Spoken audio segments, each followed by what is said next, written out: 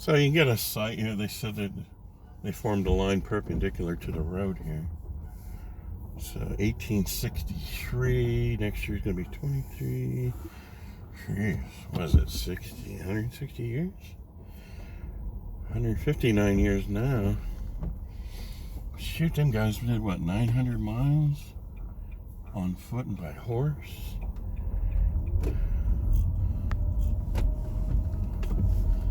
So your parents, grandparents walking to school uphill both ways is pretty damn lame compared to what I just read. How about that? Actually, more interesting that I'm older and you're younger, and it's like, this public school system kind of killed wanting to learn anything about history with like contracting the most horrible social studies, geography, and history books known to man. It's like, hey, let's get the worst books that put kids in comas. History is great, but man, the school books they had in public schools were hideously written. Had to be somebody's relative putting out that boring, comatose dribble. Wow, the house way back here off the road. That's pretty cool. Until you have to shovel the driveway. Well, that's interesting as hell. The northernmost point the Confederate Army ever reached. So, we're not far off the Ohio River.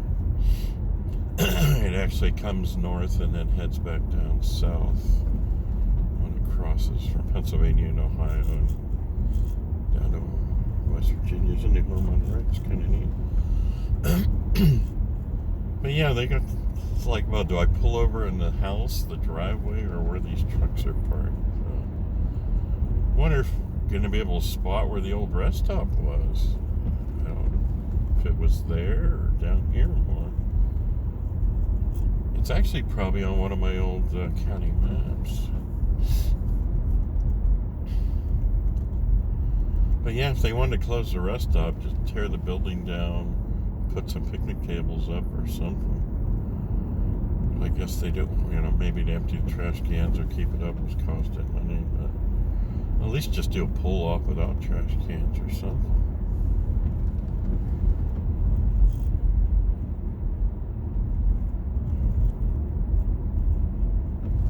Hey, we got a car coming up.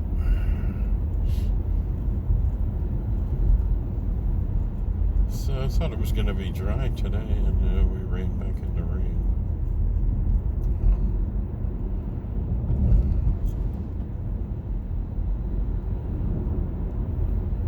There's your West Point. Not the one with the Army.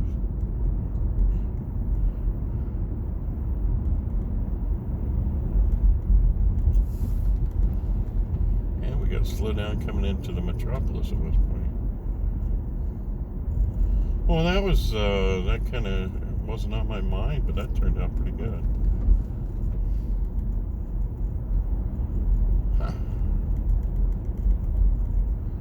Actually going to be driving by where the wife's working on the way home.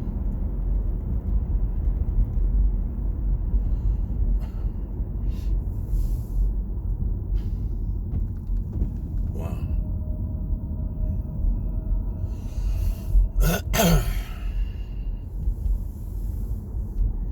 Basketball hoop, you see.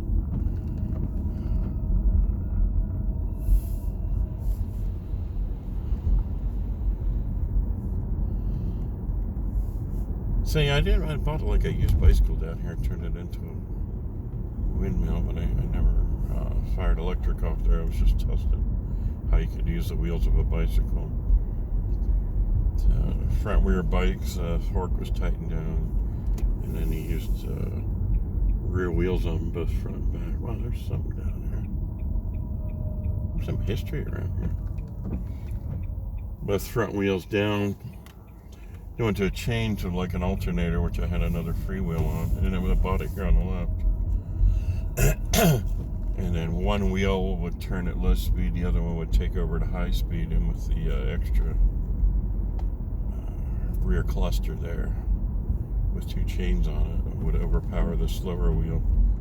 But like I said, I wasn't healthy enough to finish a little close gas station. Probably was open last time I went through. Well, that was interesting as can be. I like that. Not sure if I'm hungry enough to stop for a hamburger, maybe. If she's still at work, maybe get brunch or something. See the new dining room. They had a deal there where a veteran could get up to $12 for lunch or whatever. Yeah, I've done some free veteran dinners. I don't need to do that anymore. What I need is like a Sono Bello liposuction for Veterans Day.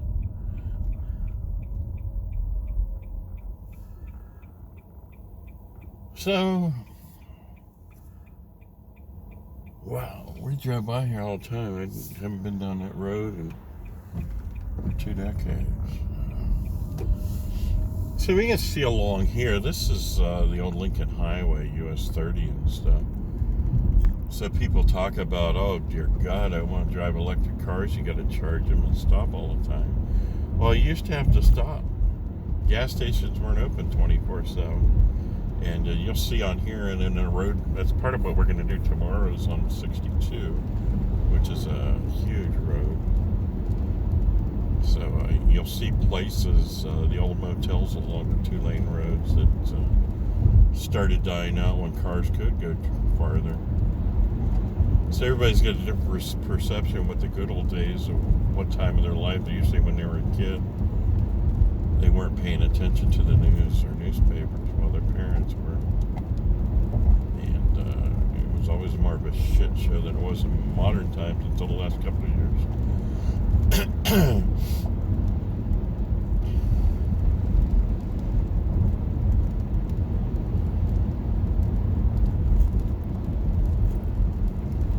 Yeah, there was no reasonable way.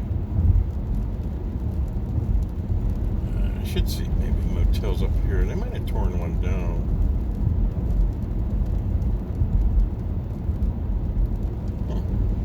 Well, there's one on the right there, yellow. That's one of the old roadside motels, and another one here, I think, and it's kind of turned into a house. So there's all these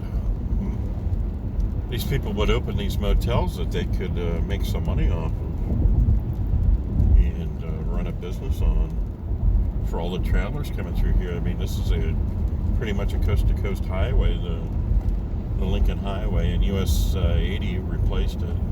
You turn off left there to the original. They've got the signs for the original historic, and this is the part where they straightened it out years later. So this is US 30.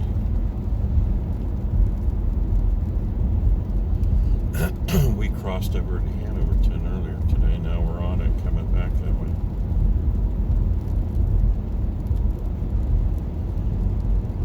Yeah, it looks like one of the motels is gone, and then there's one or two more as you get toward Lisbon that they just rent out the rooms and stuff. And there's, if you turn right there, you follow the old Lincoln Highway.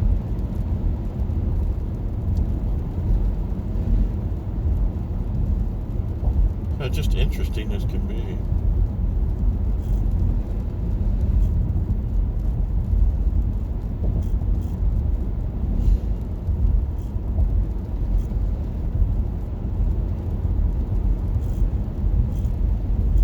You're also running Ohio Route 45 on here, which before they did a half loop around Salem 4 or 5 decades ago, used to go right by where I live now. It ends up at Lake Erie, and down here ends at the Ohio River at Wellsville. So I'd never done those other roads to see if there's motels on those from back in the day either. But that's what you did. You traveled as much as your little car could, and you weren't going to travel at night. You get these little cheap rooms at these motels.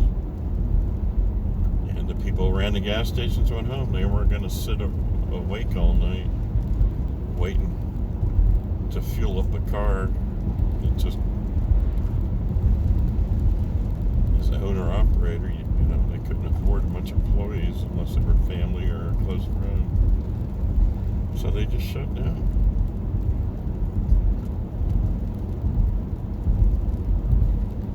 Like I said, in the early 80s, that's the way a lot of places were. Still, until these, they shut down all the independent gas stations and come up with these chains and then self-serve. And then a lot of places open extended hour and some open 24 hours. So, people forget all this stuff from the good old days of what you used to do. You know, it take a long time to travel a little bit of distance on these 2-lane roads, stopping and starting all the time. And flat tires were extremely common. That's why they had, my dad had a car with, you had spare tires in the front fenders and one in the trunk. And we remember him changing tires all the time 50 years ago. In the early 70s, it's just so common to get a flat tire.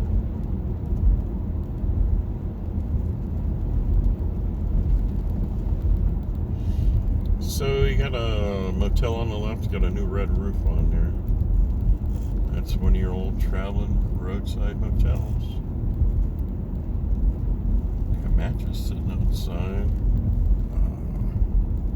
Another one here on the left. So that's what it was to travel back then. You didn't go far. You spent the night somewhere.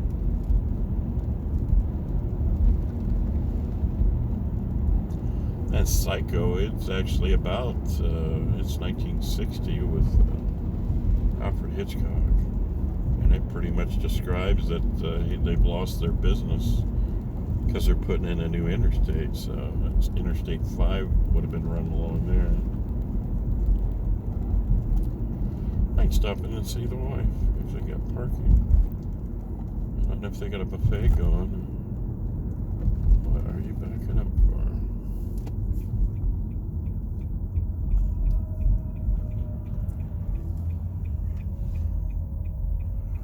Run right in front of traffic. Wow, parking's full. I believe that's the wife's Equinox. Huh.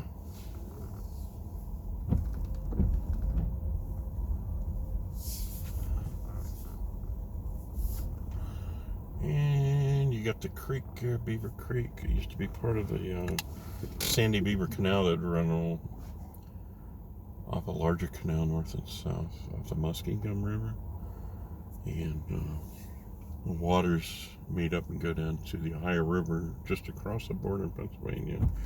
And we've got the video there where we did the drone shot and stuff a few weeks ago. Alright, it might be too busy for me to eat. I'm going to go and see what's going on. This is Pondy's in Lisbon, Ohio. It's a sign that said, New Lisbon, Ohio, back in the Civil War days.